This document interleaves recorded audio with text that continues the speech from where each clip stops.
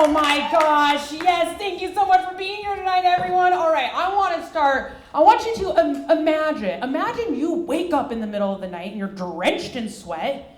During the day, you're foggy, having trouble focusing, and you're gaining weight, not changing anything in your routine. You start getting itchy in weird places. You lose control of your bladder occasionally. This sounds like a pretty bad illness, right? Like you should probably see someone about that. Like not me, but like someone. Like maybe go to the ER. But guys, this is not the bubonic plague. This is not a resurgence of COVID. This is menopause. I feel like half of you got that already. Yeah, sounds pretty terrible, right? And surely science and medicine have been doing something about this to relieve our suffering, because we are half the population, right? No. We are half the population, but no, we're not doing anything about it. In fact, it was 1993 when the government said you have to include women in clinical research. Friends, that is the year that Bill Clinton was president, and he was certainly including women in that. Right, Bubba? Maybe it wasn't always women. 1993, when they were like, yes, we gotta force people to include women in clinical research. So we do not understand much about the female body. So let's start with some basic definitions around menopause and kind of what women go through for the half of you who seem to not maybe know that yet. So let's start with perimenopause. Perimenopause is the transitional phase leading into menopause. By transitional, I do mean about 8 to 10 years. That is about 10% of our entire life. Transitional. And it's characterized by mood fluctuations, weight gain, vaginal symptoms like dryness and itchiness. And, normally this starts around your early 40s. However, lo and behold, when we actually researched it, turns out half of women between ages 30 and 35 have experienced moderate to severe symptoms of perimenopause. Don't tell me that. Listen, as a 37-year-old woman, I can't agree it's true. No, I do have to say, as a single 37-year-old woman, the vaginal dryness, that is simply due to too many Hinge dates where men are telling me about the podcast they want to start. All right, now, if half of men experience these symptoms, we would have come up with a pill for it. Oh wait, they do and we did. Now, honestly, between the red and the blue pill, you guys are choosing that little blue pill every single time. That joke was for the men. I'm glad that worked. I kind of understood it, but I knew you guys would like it. All right, now menopause. What is menopause? So menopause is when you have gone 12 consecutive months without a menstrual cycle, or a period as most people refer to it. On average, this happens around age 52. And here's the thing, we talk about being in menopause, but technically menopause is a moment in time. So ladies, let's start throwing some parties. Yeah. Anti-birthday parties. Yeah. Retirement parties for our ovaries. Ovary the Hill. That's my favorite joke. Oh, yeah, and then postmenopause. So postmenopause is the rest of your life after that. And the 1 to 2 years immediately after menopause are characterized by very intense symptoms, notably hot flashes, which sounds way more fun than they actually are, I'm assuming by that sigh I heard. Very well. Paid actress right here. Well-timed sigh. It does sound like it's a Girls Gone Wild party in the 80s taking place in New Orleans, which it is not. But I do think for that reason we should get beads thrown at us every time it happens. And by beads, I mean jewelry. All right, so why does all this happen? Well, it happens because of estrogen. So let's talk about what estrogen is doing. So when you start menstruating, you jump onto the estrogen roller coaster. Welcome to womanhood. Strap in. So if you are, so the ovaries start producing eggs, eggs, which releases estrogen, and this fluctuates throughout the cycle. And if you're at an amusement park where they maintain the roller coasters and they care about safety protocols, this is predictable and manageable. It is wild, but it's fine. Now,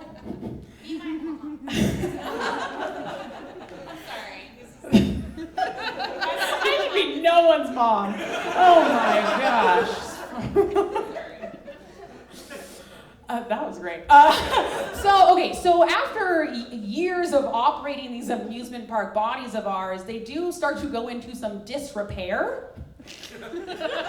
And that's when the ovaries start producing eggs more erratically, and it's unpredictable, and so is estrogen in that case, because we are literally running out of the supplies to run this operation here.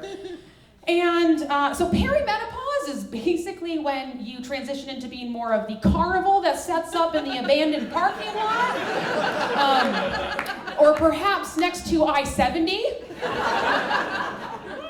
Things become sketchy and unpredictable, especially the chili cheese dogs. That's from personal experience. That being said, I love Lakeside, and I will literally go there right now if anybody needs a chili cheese dog.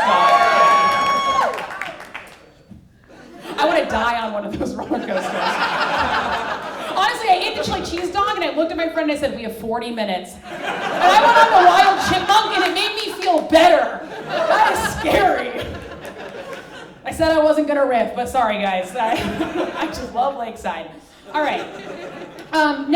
So you're probably wondering, what about men in this situation? Well, men having a minuscule contribution to actually continuing the human race. Their testosterone just slowly declines gently over time, which kind of makes them the lazy river of the amusement park. Pretty dirty. You really don't want to fall in. It's actually kind of enjoyable, though, if you think about it. Now, this was all fine when we died shortly after our childbearing years.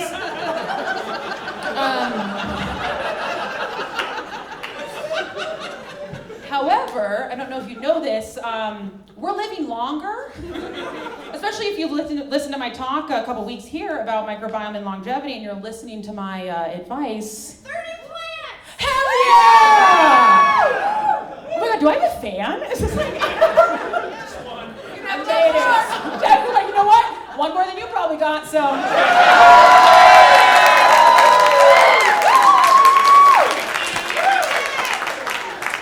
I'm your fan. Honestly, I can't. My mom's gonna like call me and be like, you were mean to people on stage. Do it again! Oh boy, where was I? What were we talking about? Oh, 3 different plants. Right, so we're living longer. In fact, 2020, there was 85? Let's say 85. 985 million women who are over the age of 50. That's a lot of women dealing with the effects of low estrogen. Oh my God, I'm like getting more masculine as I stand here. All right, so stick with me, estrogen. We got this. Don't let the brain fog get you. I'm so sorry. I was like, everybody stop riffing. We're going too long, and I am out here just doing whatever the hell I want because I run this shit. So I'm having too much fun with you guys. All right, so what are we gonna do about this? What are we gonna do? Well, one, I have this brilliant idea. We could study it. But I'm a microbiome expert, so let's talk about that. Let's talk about the vaginal microbiome. Yes, some of you probably thought I was going to say gut microbiome. Nope, we're going to talk about the vaginal microbiome. All right, so the vaginal microbiome is different than the gut microbiome, but it's different than the poop one. You probably kind of assume. That one, we want lots of diversity. Vaginal microbiome, we want it simple, demure, cutesy. So 100% lactobacillus is really ideal. Now, why lactobacillus? Well, that is because lactobacillus is we all have one of those overprotective friends, a little judgy, who when you tell them you found someone who's family-oriented and an artist with life experience, they're like, girl, that's a DJ with a felony who lives in his parents' basement. So lactobacillus is very good at keeping the bad guys out, those pathogens. They're like, boy, bye. Now, Obviously, this goes awry in menopause. Why is that? Well, that's because lactobacillus' best friend is estrogen. Now, estrogen keeps the environment cozy for lactobacillus. It builds strong vaginal walls for lactobacillus to hold on to. It makes its favorite food mucus, which is disgusting, but girl, whatever. So, the lactobacillus, like estrogen is basically the friend who comes over when you're a little hungover and they're like, I got sweatpants and I got pizza, I'm giving you like 2 hours and you gotta get your shit together. Thank you, estrogen. So now when estrogen has the audacity to abandon its friend lactobacillus during menopause, lactobacillus is just like, I like literally can't even. Nobody brings it food, nobody keeps it cozy, and it just couch rots into oblivion. Now, enter felony DJ live-in boyfriend, and surprise, he started a podcast. Vagina dry. Now, this is like literal. The uncomfortable environment is a literal thing. It gets dry, itchy, uncomfortable with sex, and if we have, and increased infections, like yeast infections, UTIs, bacterial vaginosis, and if we have the audacity to have sex when it's not to procreate and make babies, we're at increased risk of STIs. Thank you once again, live-in DJ boyfriend. All right, so I said I was gonna tell you what we could do about this. Well, what we can do, we can start to heal our vaginal microbiome. This is not an end-all be-all, but this is a little bit of a support to help with some of those symptoms. So you've probably heard of probiotics, and you're like, isn't that for the gut? So probiotics are live bacteria when you eat them, and they have clinical benefits. So yes, you can put a probiotic intravaginally, which is a fancy way of saying, but shockingly, you can take an oral probiotic and change your vaginal microbiome. So if you needed any more proof that women are magical, because, what? Okay, now I want to end on this. This is late breaking news. The FDA just took off the black box warning for estrogen use during menopause. Yes, like last week, they ended years of fear-mongering and realized, hey, you know what? I think actually women can talk to their doctors and have conversations about risk and benefits. Like, that is so big. And make an informed decision? You guys, that's insane. And I gotta say, the government trusting women, that was not on my 2025 bingo card. I thank you so much. You guys have been an amazing audience. I'm Taylor.